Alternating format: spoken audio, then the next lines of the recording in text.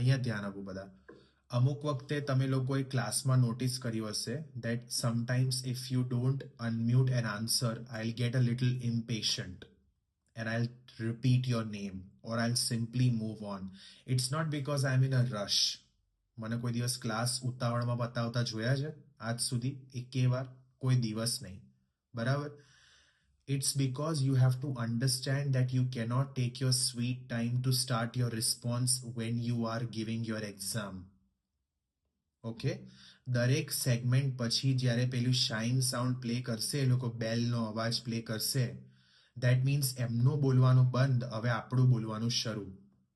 એ બેલ sound પડ્યા પછી you cannot take more than 4 seconds to answer. 4 seconds. 4 second શું હોય? કશું જ નહીં.